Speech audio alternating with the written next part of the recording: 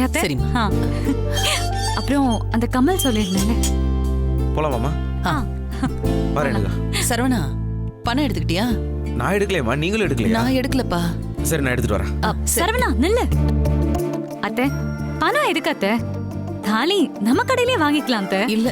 ஆமாமா, நம்ம அண்ணியோட கடை இருக்கும்போது நாம எதுக்கு வேற கடைக்கு போகணும்? ஏய் ரேணுகா, சும்மா இருக்க மாட்டே நீ. இதுலலாம் நீ தலையிடாத.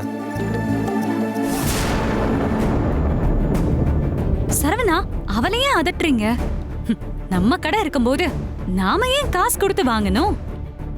வேணாம் ரம்யா, நாம வேற கடைக்கு போய் தாலி எடுப்போம். ஏன் சரவணா இப்படி பேசுற? எப்படியும் கல்யாணத்துக்கு அப்புறம் அது உன் பொறுப்புல தானே வரப்போகுது. அப்படி ஒரு எண்ணம் எனக்கு எப்பவும் வரக்கூடாது. இது என்னைக்குமே என்னோட முதலாளி கடை தான். அவர் இல்லாத சமயத்துல நாம அந்த கடைக்கு போக வேண்டாம். என்ன சரவணா நீ? ஆமா ரம்யா, சரவணா சொல்றதுதான் சரி. அண்ணன் இல்லாத நேரத்துல அந்த கடைக்கு போக வேண்டாம். சரி கிளம்புமா, நல்ல நேரம் முடியறதுக்குள்ள போய் தாலி வாங்கிடலாம். சரவணா, போய் பணம் எடுத்து. சரிம்மா. ஆமாமா, நல்ல நேரம் முடிய போகுது இல்ல, சீக்கிரமா போங்க.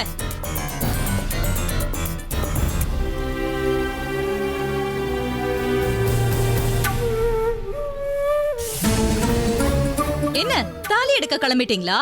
கள்ளக்காதலன், கள்ளக்காதலி, கள்ள மாமியார் எல்லாரும் சேர்ந்து தாலி எடுக்க கிளம்பிட்டீங்களா?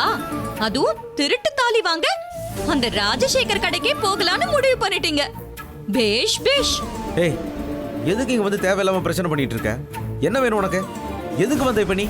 பிரச்சனை பண்றதுக்காக வந்திருக்கேன். அதுவும் கொதிச்சு போய் கோவத்துல வந்திருக்கேன். அதுக்கு காரணம் யாரு? நீங்க ரெண்டு பேரும் தானே? இங்க பாரு ஈஸ்வரி, எங்களை ஒன்னும் குறை சொல்லிட்டு இருக்காத.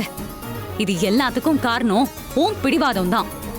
நீதான் எங்களை இந்த முடிவுக்கு தள்ளி விட்டுருக்க. ரொம்ப நல்ல மாதிரி பேசாத. நீ தாண்டி எங்க ரெண்டு பேருக்கும் நடுவுல வந்த எங்க வாழ்க்கையை கெடுத்த. போது நிறுத்தி ஈஸ்வரி. அதான் உனக்கும் எனக்கும் ஒண்ணு இல்ல நாய் போச்சுல்ல. மரியாதையா போயிடு இங்க இருந்து. போகதான் போறேன். அதுக்கு முன்னாடி